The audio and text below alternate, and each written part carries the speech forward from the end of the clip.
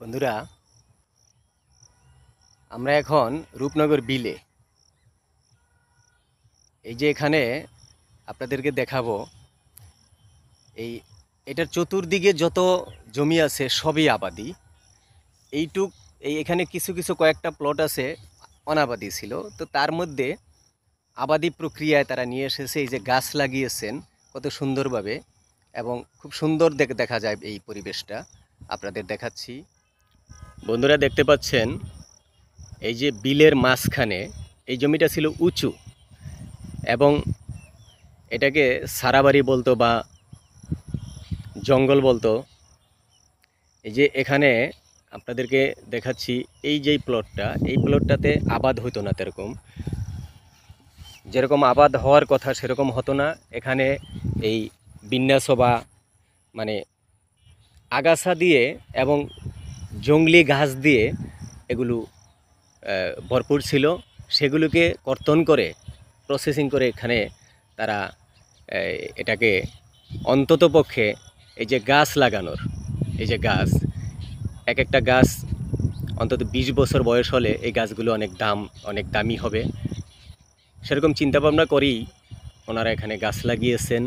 আবার ওই পাশেও আছে গাছ, ওইটাও আপনারা দেখতে পাচ্ছেন। এই যে আমি জুম করে দেখাচ্ছি, এই যে যে ট্যাগ, এই ট্যাগগুলি উঁচু, এই ট্যাগগুলিতে ফলন হতো না, আবাদ হতো না, তাই এখানেই করছে। আর এটা হলো ডিপ মেশিন বসানো হয়েছে, যেটা এই শেডটা করা হয়েছে ডিপ মেশিন বসানোর জন্য। ওই যে পাশেই আরেকটি আছে ছোট্ট, দেখা যাচ্ছে। এইখানেও একটি প্লট আছে, এটা অনাবাদি। এই যে কারেন্টের খাম্বি, একটা থাম্বি এই দেওয়া আছে, একটা পোস্ট দেওয়া আছে। এখানেও আবাদ হয় না, এখানেও হয় না।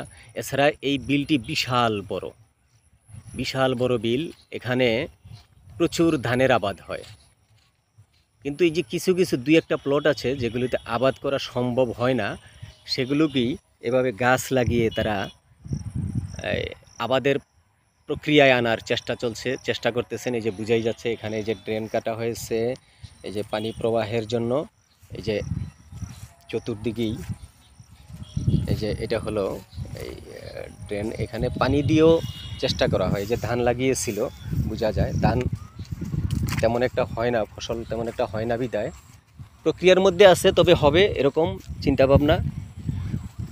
আর এই যে এখানে এই জঙ্গলটা, এই সারাবাড়ির পাশেই ছিল একটি পুকুর। পুকুরটির কি অবস্থা তাও দেখাচ্ছি আপনাদের, একটু ধৈর্য সহকারে সাথে থাকুন। হ্যাঁ বন্ধুরা, চলে আসলাম সেই জলাশয়ের কাছে। এই যে ছাড়াবাড়িটি, এটা দেখুন, এই যে ছাড়াবাড়িটির অবস্থা। এই যে হিজল গাছ, এখানে কতগুলো হিজল গাছ দেখা যাচ্ছে।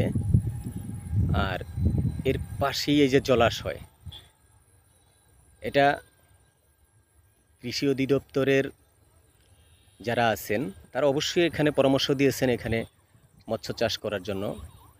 বাংলাদেশ মৎস্য অধিদপ্তর, মৎস্য মন্ত্রণালয়ের অধিদপ্তর থেকে